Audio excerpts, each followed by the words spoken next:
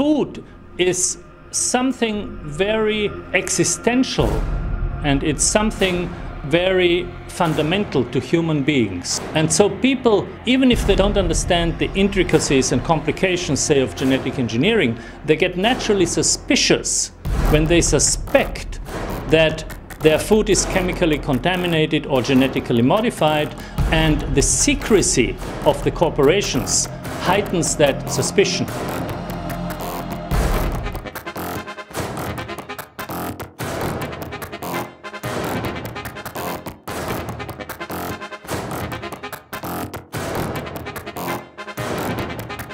Farmers around the world are in trouble.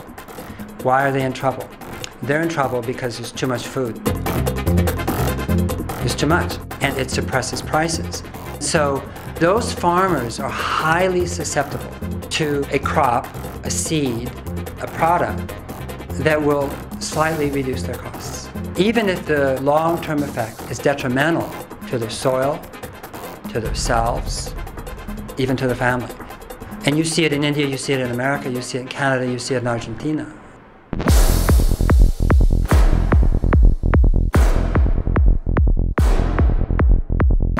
Five or so agrochemical corporations control about 85% of the food, and what they want to do, in their own words, is gain control over the entire food chain, from the seeds to the table.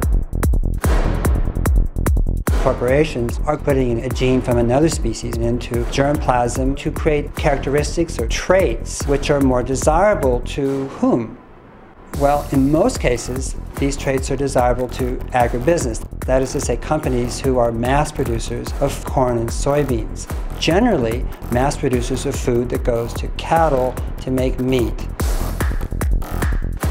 The danger of this is really unknown. Scientifically, we are on a threshold that we have never crossed before. We simply do not have the expertise to judge whether we know what we're doing or not.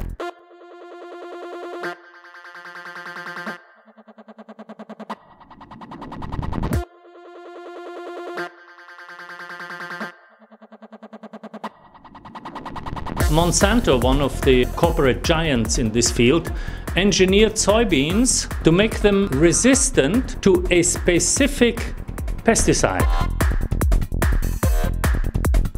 Now, it happens to be a pesticide sold by Monsanto, of course. It's called Roundup, so these soybeans are Roundup ready, as they say. The purpose is not to increase the yield of soybeans, the purpose is to sell more Roundup.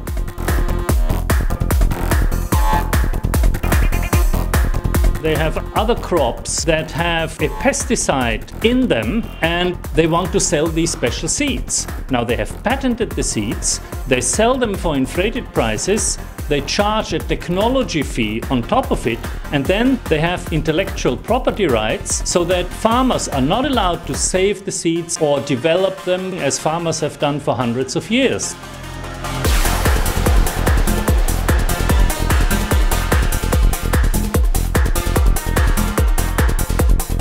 So they buy the seeds, but they don't own the seeds. They have a license to use it for 1 year. The next year they have to buy it again. So now they're just like somebody who's been enticed to use drugs and now has to form a relationship with their dealer, right? Who has the power in that situation? The dealer has the power.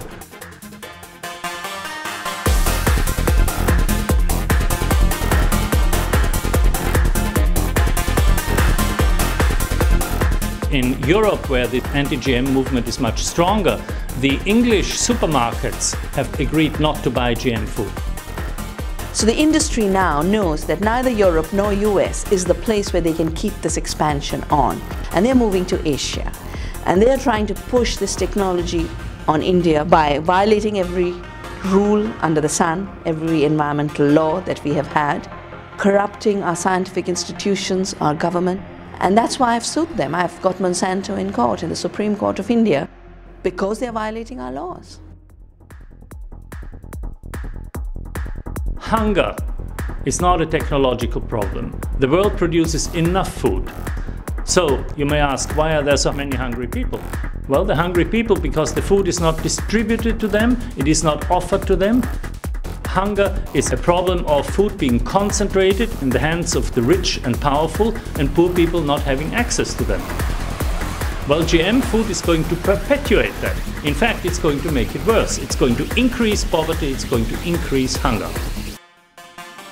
So it is not a strategy to produce more food, it is a strategy to undermine small farmers' livelihoods, create ecological risks and create health risks.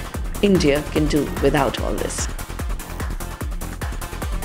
Life has evolved for over 3 billion years, and there is a wisdom in the organization of natural living systems, of ecosystems, living organisms, that we should take to heart. We have never had a worldwide famine, and there's no reason to. But should we follow what these companies are proposing, it'd be very easy, because if the characteristics or if the traits in these seeds should fail catastrophically, they will fail worldwide.